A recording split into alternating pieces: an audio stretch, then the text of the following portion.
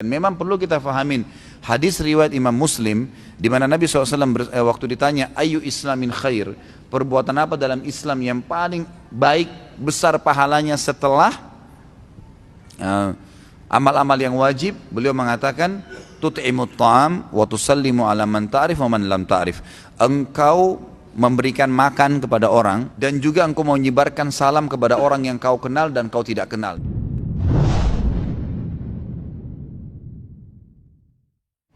Baik, yang dimaksud di sini kata ulama hadis dalam majlis adalah ada adab-adab yang perlu dibahas. Adab yang pertama dalam majlis, teman-teman sekalian, kalau antum datang di dalam majlis seperti ini, kemudian telat datang, maka termasuk adabnya memberikan salam, walaupun tidak semua majlis mendengarkan. Itu yang paling pertama.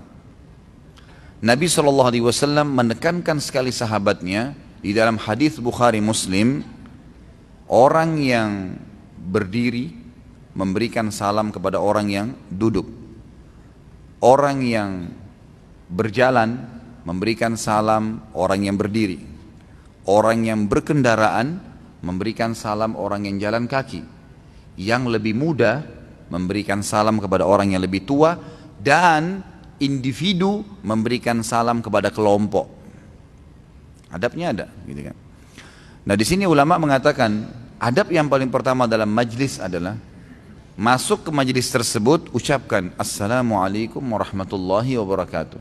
Mungkin tidak usah teriak-teriak sehingga orang semua dengar, tapi ini perintah Nabi SAW dan para sahabat tidak pernah melanggar ini.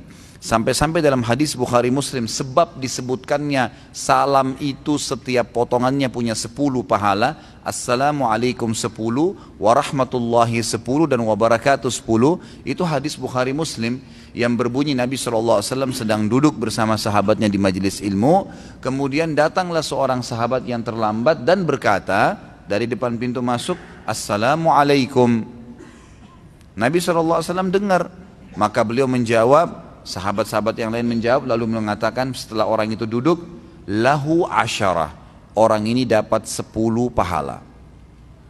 Berjalanlah pengajian Nabi SAW, masuk orang yang kedua. Dia bilang Assalamualaikum warahmatullah, ditambah warahmatullah. Nabi SAW jawab, sahabat-sahabat semua jawab. Nabi SAW mengatakan lahu ishrun, orang ini dapat 20 pahala karena ditambah warahmatullahnya. Berjalan lagi pengajian, datang orang terakhir yang ketiga telat. Dia datang berikan salam, tapi salamnya lengkap, Assalamualaikum warahmatullahi wabarakatuh.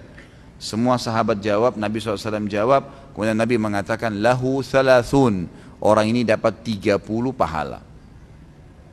Dari hadis ini diambil pelajaran bahwasanya orang kalau datang dalam majlis disuruh salam, dan salam itu jangan setengah-setengah, akhi dan ukhti. Jangan cuma Assalamualaikum, rugi. Karena kita tidak pernah tahu kadar nilai pahala satu itu. Di dalam hadis sahih yang lain kata Nabi SAW, La tahkiranna minal ma'rufi syai'a. Jangan pelit-pelit mengerjakan ibadah, amal saleh walaupun itu kecil di mata kalian. Karena kita tidak pernah tahu kadarnya. Gitu kan?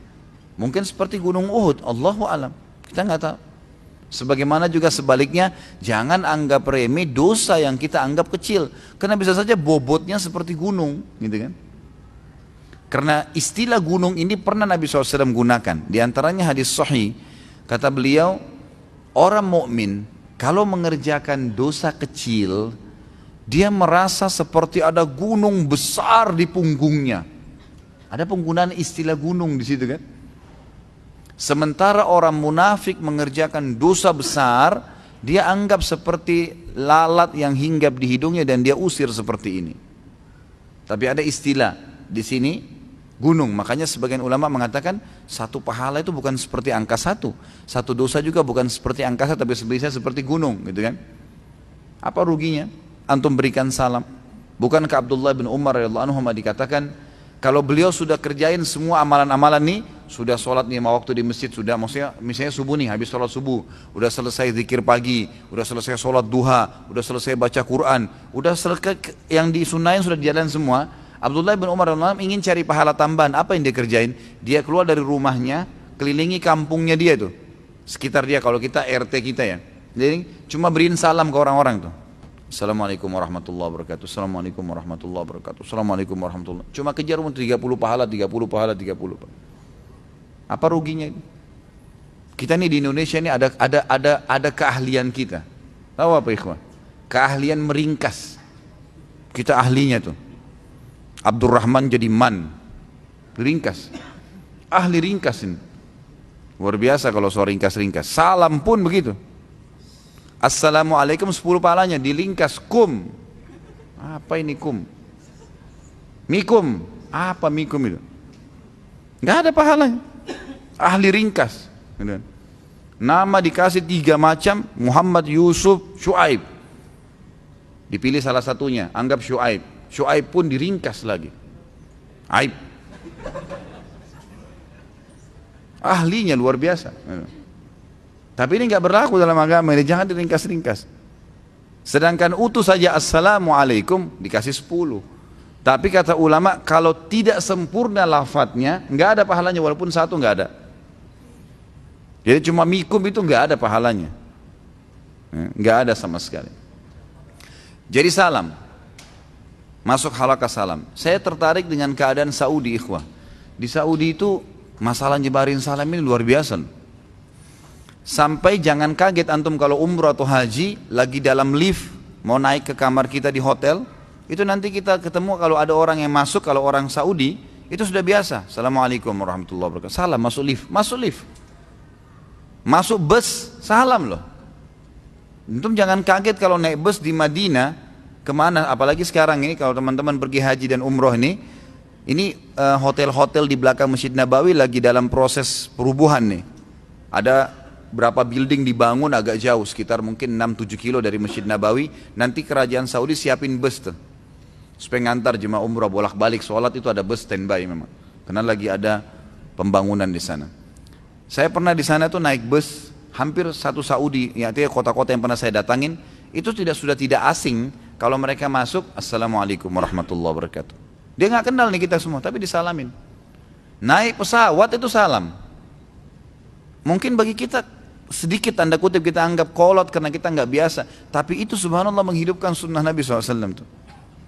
Jadi maksudnya masuk pesawat Assalamualaikum tuh biasa tuh, naik bus, naik lift udah biasa, masuk ke sebuah kantor. Orang kalau di bank, perbankan di Saudi itu orang antri nih, pas dia mau kasih bukunya suruh print Assalamualaikum, salam dulu baru dikasih bukunya, udah biasa. Orang tua masuk kamar anaknya, setiap masuk salam. Ketemu istrinya salam, istrinya ketemu suaminya salam, begitu. Masuk dari masjid salam, mau istrinya keluar dari dapur siapin makan salam dulu baru hilang sudah siap makanannya. Udah biasa salam dihidupin. Dan memang perlu kita fahamin hadis riwayat Imam Muslim di mana Nabi SAW waktu ditanya ayu islamin khair, perbuatan apa dalam Islam yang paling baik besar pahalanya setelah amal-amal yang wajib, beliau mengatakan tut'imut ta'am wa tusallimu ala man ta'rif wa man lam ta'rif. Engkau memberikan makan kepada orang dan juga traktir ya, dan juga ya, atau kita undang orang makan, dan juga engkau mau menyebarkan salam kepada orang yang kau kenal dan kau tidak kenal. Nah ini yang harus kita terapkan di Indonesia nih, karena kita salamnya hanya sama orang yang kita kenal. Kalau nggak kenal kayaknya asing tuh. Saya pernah di satu lokasi di Jakarta ini, begitu saya masuk saya salam Assalamualaikum tuh. Orang pada lihat wajah saya semua, ini kenal nggak ya kok pakai salam gitu. Jadi aneh, padahal sebenarnya tidak perlu harus kenal. Dan ingat sabda Nabi SAW, hadis yang mulia, kalian tidak akan pernah masuk surga sampai kalian beriman. La tadkhulul jannata hatta tu'minu wa la tu'minu hatta tahabbu. Dan kalian tidak mungkin bisa beriman sampai kalian saling mencintai sesama muslim, nggak kenal dari suku mana. Selama syahadat saudara saya muslim, harus kita cintai buat dia apa yang kita cintai buat diri kita sendiri, gitu ya. Lalu kata Nabi SAW, awala adullukum ala syai'in idza fa'altumu tahabbtum. Mau nggak saya tunjukin satu perbuatan yang kalau kalian lakukan maka kalian akan saling mencintai. Jadi masuk surga karena beriman. Untuk beriman saling mencintai itu paling cepat imannya meningkat, gitu kan. Kata Nabi SAW, mau nggak saya tunjukin supaya kalian saling mencintai? Para sahabat mengatakan, iya ya Rasulullah. Kata Nabi SAW, afshus salam bainakum, sebarin salam di antara kalian. Ini teman-teman lagi jalan ke masjid nih, ada tetangganya nggak sholat, belum ke masjid, lagi siram tanaman, kita lewat, Assalamualaikum warahmatullahi wabarakatuh, lewat, nggak kenal nih, cuma salam. Kalau dia muslim dia jawab tuh, sholat pak, ke masjid, satu kalimat aja, ke masjid. Besok lewat lagi, salam lagi. Salam yang kedua ini sudah beda dengan salam pertama. Dia udah nggak merasa asing. Oh ini yang kemarin salam dengan saya nih. Udah tahu. Mungkin hari ketiga kita lewat, kita nggak lihat dia, lupa salam. Mungkin dia akan salam sama kita. Itu ada interaksi yang luar biasa di salam itu. Jadi adab pertama berikan salam. Tapi juga adabnya dalam salam tidak teriak-teriak. Secukupnya. Kalau orang yang dengar, alhamdulillah dia jawab salam itu.